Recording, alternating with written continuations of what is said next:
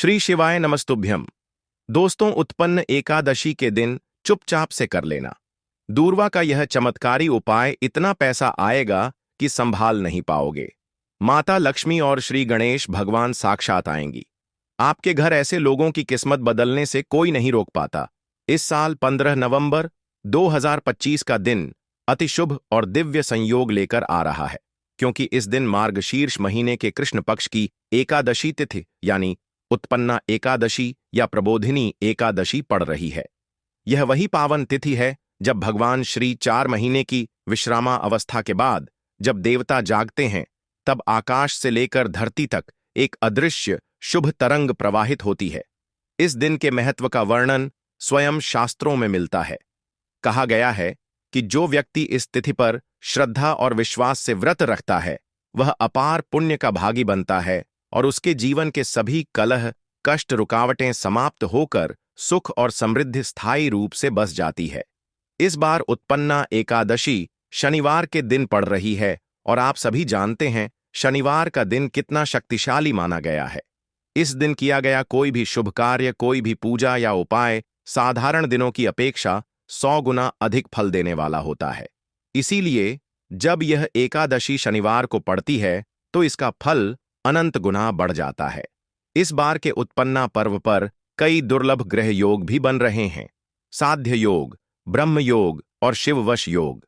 यही कारण है कि यह एकादशी न केवल भगवान विष्णु की कृपा प्राप्त करने का अवसर है, बल्कि भगवान गणेश और माता लक्ष्मी की विशेष कृपा का भी समय है।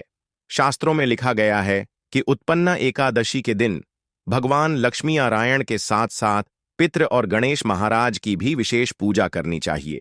यह वही शुभ दिन है जब व्रत रखकर और श्रद्धा भाव से पूजा करने वालों के जीवन के रुके हुए कार्यों में अपार उन्नति होती है। इस दिन यदि कोई भक्त दूर्वा घास के विशेष उपाय को करता है तो उसके जीवन में चल रही सभी कठिनाइयां और दरिद्रता मिट जाती हैं। वह व्यक्ति धन, वैभव और सुख से भर जाता है। भगवान नारायण और माता लक्ष्मी जी की कृपा से घर में अपार संपन्नता आती है। भक्तों, दूर्वा घास का नाम आते ही भगवान गणेश जी का स्मरण अपने आप हो जाता है। ये घास जितनी साधारण दिखती है, उतनी ही महान शक्तियों से संपन्न है। भक्तों, आगे बढ़ने से पहले अगर आप भी चाहते हैं कि लक्ष्मी माता का आशीर्वाद आप पर बना रहे, तो इस वीडियो को एक लाइक करें और आपके अपने चैनल को सब्सक्राइब कर लें और कमेंट बॉक्स में जय लक्ष्मी माता जरूर लिखें और साथ ही आप अपनी राशि को कमेंट बॉक्स में जरूर लिख दें, क्योंकि हम राशि से जुड़ा भाग्य भी बताते हैं और भाग्य में चल रही परेशानियों को तत्काल दूर करने के लिए आसान से आसान उपाय भी बताते हैं। इसलिए आप अपनी राशि कमेंट बॉक्स में जरूर लिख दें। हमारे शास्त्रों में कहा गया है कि भारतीय संस्कृति की हर वनस्पति में कोई ना कोई दिव्य गुण छिपा होता है और दूर्वा भी उन्हीं में एक से एक है। यह भगवान गणेश जी की पूजा का अत्यंत महत्वपूर्ण अंग है। गणेश जी के मस्तक पर भी दूर्वा का स्थान है। पौराणिक कथा के अनुसार समुद्र मंथन के समय दूर्वा घास भगवान गणेश के रोम से उत्पन्न हुई थी। इसी कारण इसमें दिव्यता और अपार शक्ति समाहित मानी जाती है। अगर कोई व्यक्ति पूरी श्रद्धा से गणेश जी को दूर्वा अर्पित करे तो उसके जीवन के सभी विघ्न दूर हो जाते हैं और उसके कार्य सफल हो जाते हैं। भक्तों, यह दूर्वा न केवल धार्मिक दृष्टि से पूजनीय है, बल्कि तांत्रिक और आयुर्वेदिक दृष्टि से भी अत्यंत शक्तिशाली मानी गई है। यही कारण है कि यह उत्पन्ना एकादशी, जो इस बार शनिवार को आ रही है, दूर्वा के उपायों के लिए सर्वोत्तम मानी जा रही है। शनिवार को किया गया दूर्वा का उपाय हजारों यज्ञों के समान फल देता है। इसलिए भक्तों, यदि आप भी अपने जीवन की परेशानियों से दुखी हैं, चाहे धन की कमी हो, व्यवसाय में रुकावटें हों या नौकरी में असफलता, तो इस एक दिन किए गए दूर्वा के उपाय से सब कुछ बदल सकता है। शास्त्रों में यह भी कहा गया है कि जो व्यक्ति मार्गशीर्ष कृष्ण पक्ष एकादशी के दिन विधिवत व्रत रखकर दूर्वा घास का विशेष प्रयोग करता है, उसे जन्म मरण के बंधन से मुक्त होकर स्वर्ग प्राप्त होता है। यही वह तिथि है जब भगवान विष्णु की कृपा से पितृ प्रसन्न होते हैं और घर में सुख शांति का वास होता है। तो आइए भक्तों, आज हम इस पवित्र एकादशी की कथा, इसके महत्व और दूर्वा से जुड़े उन सभी दिव्य उपायों को जानें जो जीवन में सुख शांति समृद्धि और धन वैभव को आकर्षित करते हैं। भक्तों, सबसे पहले बात करें इस उत्पन्ना एकादशी की तिथि की। इस वर्ष यह एकादशी 15 नवंबर की भोर में 12:30 पर प्रारंभ होगी और अगले दिन प्रातः 2:37 पर समाप्त होगी। इस कारण व्रत 15 नवंबर को रखा जाएगा और पारण अगले दिन किया जाएगा। यह दिन केवल व्रत का नहीं बल्कि एक पूरे उत्सव का दिन है, क्योंकि इस दिन भगवान श्री हरि विष्णु अपनी योग्य निद्रा से जागते हैं और 4 महीने की विश्राम अवस्था के बाद पुनः सृष्टि की गतिविधियां प्रारंभ होती हैं। यही कारण है कि इसे उत्पन्ना कहा गया है। पुराणों में वर्णन आता है कि भगवान विष्णु मार्गशीर्ष कृष्ण पक्ष की एकादशी उत्पन्ना एकादशी के दिन क्षीर सागर में शेषनाग की शैया पर शयन करते हैं और 4 महीने तक विश्राम करते हैं। इस काल को चातुर्मास कहा जाता है। इस अवधि में विवाह, गृह प्रवेश, यज्ञ या बड़े संस्कार नहीं किए जाते, क्योंकि देवता स्वयं योग निद्रा में रहते हैं। लेकिन जब मार्गशीर्ष कृष्ण एकादशी आती है तब भगवान विष्णु जागते हैं, जिससे सृष्टि में पुनः स्फूर्ति आती है। यह दिन आलस्य, मोह और अज्ञान से जागने का प्रतीक दिन होता है। जब भगवान विष्णु जागते हैं तो माता लक्ष्मी के साथ समस्त देवता प्रसन्न हो उठते हैं। पद्म पुराण और भविष्य पुराण में बताया गया है कि जो भी मनुष्य इस तिथि पर व्रत रखकर भगवान श्री हरि की पूजा करता है, वह असंख्य जन्मों के पापों से मुक्त होकर परमलोक को प्राप्त करता है। इसलिए इस एकादशी का व्रत अत्यंत शुभ और कल्याणकारी माना गया है। भक्तों, परंतु इस बार का उत्पन्ना पर्व और भी विशेष हो गया है, क्योंकि यह शनिवार को है। शनिदेव की कृपा और भगवान गणेश की दूर्वा एक साथ आ रही हैं। शनिवार का दिन दूर्वा के प्रभाव को कई गुना बढ़ा देता है। जब शनिवार के दिन दूर्वा की पूजा की जाती है तो इसका फल 1000 यज्ञ करने के समान बताया गया है। अब जानते हैं दूर्वा के अद्भुत उपाय। अगर किसी के घर में धन की तंगी चल रही हो, जितनी कमाई होती है उससे अधिक खर्च निकल जाता है, तो भक्तों, यह उपाय उनके लिए वरदान बन सकता है। सबसे पहले 11 दुआ की पत्तियां लें। ध्यान रहे इन्हें स्वच्छ स्थान से तोड़ें, किसी गंदी जगह या नाले के पास से नहीं। फिर इन्हें गंगा जल या शुद्ध जल से अच्छे से धो लें। उसके बाद सुबह भगवान श्री गणेश जी के सामने बैठकर ओम गण गणपतये नमः मंत्र का जाप करें और उन दूर्वा को समर्पित करें। भगवान को प्रणाम करें और अपने परिवार की सुख समृद्धि की मंगल कामना करें। फिर उन 11 दूर्वा की एक गांठ बनाकर अगले दिन अपनी तिजोरी या अलमारी में रख दें, जहां धन रखते हैं। इससे घर में धनागमन के नए रास्ते खुलते हैं और दरिद्रता समाप्त होती है। भक्तों, यह कोई साधारण उपाय नहीं है। इसे करने से पहले मन में विश्वास और श्रद्धा रखना अत्यंत आवश्यक है। जब श्रद्धा सच्ची होती है तभी यह उपाय प्रभाव देता है, क्योंकि दूर्वा में गणेश तत्व विद्यमान है। पूज्य गुरुदेवों ने कहा है कि जब यह उपाय उत्पन्न एकादशी के दिन किया जाता है, विशेषकर शनिवार के दिन, तो इसका फल 100 होता है, गुना अधिक होता है। इसलिए इस दिवस को किसी भी हाल में न चूके। उत्पन्ना का यह पर्व केवल धन प्राप्ति का माध्यम नहीं, बल्कि यह वह अवसर है जब व्यक्ति अपने भाग्य को बदल सकता है। जिन लोगों के कार्य वर्षों से रुके हुए हैं, जिनकी मनचाही नौकरी नहीं लग रही या विवाह में अड़चने हैं, उन्हें यह उपाय अवश्य करना चाहिए। बस एक दुआ की डंडी और एक लोटा शुद्ध जल लेकर गणेश जी के मंदिर या घर के पूजा स्थल पर जाएं। वहां बैठकर श्री गणेशाय नमः मंत्र का 11 बार जाप करें और दूर्वा भगवान के चरणों में अर्पित करें। इसके बाद वही जल धीरे धीरे गणेश जी पर चढ़ा दें और मन में अपनी मनोकामना व्यक्त करें। विश्वास रखें, शीघ्र ही गणेश जी आपकी बाधाएं दूर करेंगे और सफलता आपके कदम चूमेगी। भक्तों, कथा के अनुसार जब राक्षस अलनासुर के शरीर से रक्त की बूंदें गिरकर नई असुर जातियां उत्पन्न होने लगीं, तब भगवान गणेश ने दूर्वा से उन्हें शांत किया। गणेश जी ने दूर्वा का प्रयोग कर उस रक्त प्रवाह को रोक दिया था। तब से दूर्वा को संकट निवारण की अमोघ वस्तु माना जाने लगा। इसी कारण दूर्वा का पूजन, व्रत और प्रयोग करते समय सच्चे मन की भावना रखना आवश्यक है।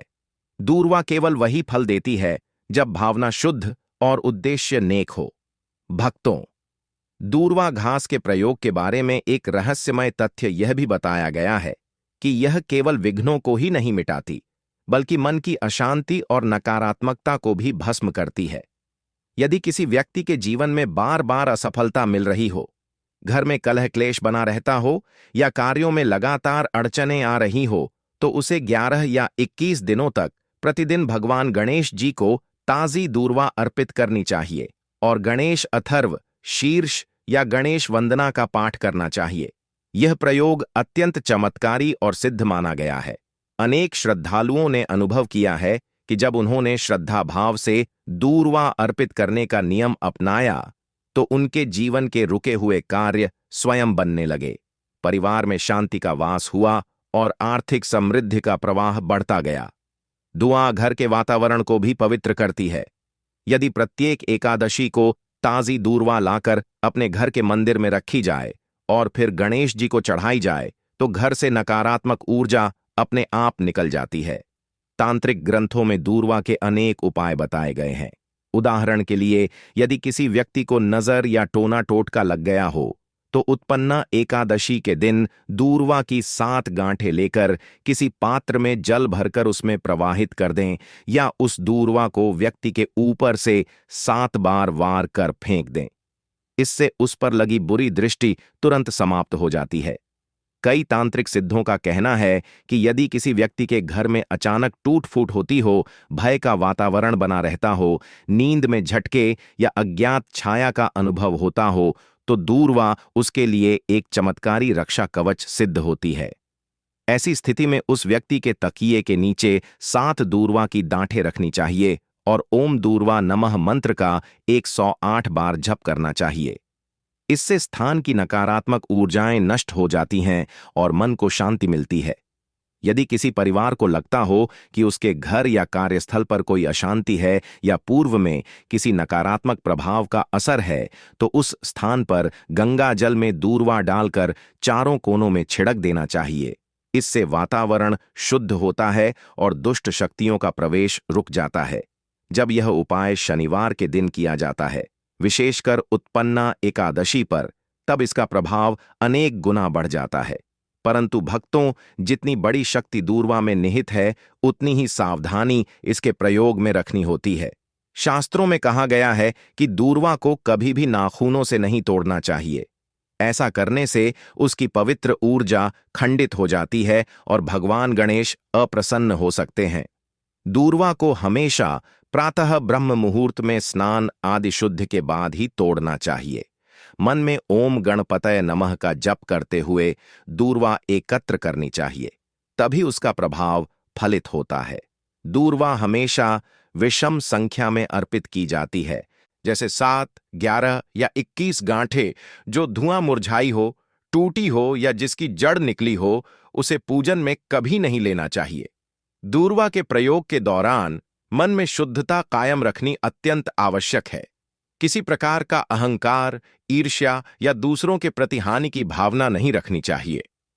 दूर्वा गणेश तत्व से जुड़ी है और यह केवल कल्याणकारी कार्यों में ही संपूर्ण फल देती है। यदि इसे किसी को नुकसान पहुंचाने की भावना से प्रयोग किया गया, तो उसका परिणाम उल्टा भी हो सकता है। भक्तों, आयुर्वेद में भी दूर्वा का स्थान अद्भुत बताया गया है। यदि किसी को नाक से खून आता हो, अर्थात नक्सीर होती हो, तो दूर्वा का रस निकालकर उसमें थोड़ा शहद मिलाकर सुबह और शाम 2-2 बूंद देना चाहिए। इससे चमत्कारिक लाभ मिलता है। यदि शरीर में किसी जगह रक्तस्राव हो रहा हो, तो दूर्वा का लेप लगाने से वह तुरंत रुक जाता है। दूर्वा का रस चेहरे पर लगाने से मुहासे, झाइयाओं और तैलीय त्वचा की समस्याएं दूर होती हैं। यदि शरीर में जलन या सूजन हो, तो दूर्वा के पत्तों को पीसकर लेप लगाने से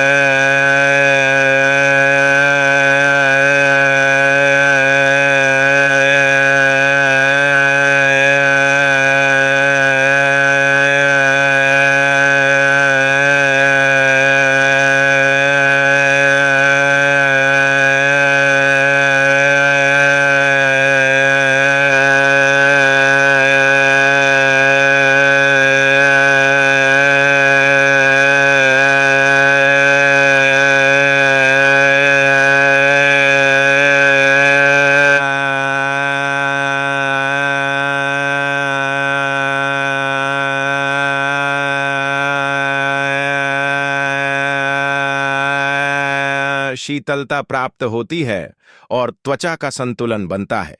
गर्भवती स्त्रियों के लिए भी दूर्वा अत्यंत लाभप्रद बताई गई है। पुराने समय में महिलाएं गर्भधारण के बाद दूर्वा का रस गाय के दूध के साथ पीती थीं, जिससे गर्भस्थ शिशु को पोषण और शुद्ध रक्त मिलता था। परंतु यह प्रयोग चिकित्सकीय परामर्श से ही करना चाहिए। धार्मिक और औषधीय दृष्टि से यदि दूर्वा का संयोजन किया जाए तो इसका प्रभाव कई गुना बढ़ जाता है। उदाहरण स्वरूप, यदि कोई व्यक्ति उत्पन्ना एकादशी की सुबह स्नान कर हाथ जोड़कर दूर्वा से यह प्रार्थना करें, हे दूर्वा देवी, आप में श्री गणेश की कृपा है, आप रोगों का नाश करती हैं, कृपा कर मुझे आरोग्य, शांति और समृद्धि दें। फिर उस दूर्वा को गंगा जल में डुबोकर घर में छिड़के तो पूरा घर पवित्र हो जाता है और नकारात्मक शक्तियां दूर हो जाती हैं। तंत्र ग्रंथों में यह भी लिखा गया है कि यदि किसी व्यक्ति को बार बार अशुभ या डरावने स्वप्न आते हो या घर के वातावरण में बेचैनी बनी रहती हो तो दूर्वा के 21 ताजे तनों को गाय के घी में डुबोकर दीपक में जलाना चाहिए। उस धुएं से घर का वातावरण निर्मल हो जाता है और मानसिक तनाव समाप्त होता है।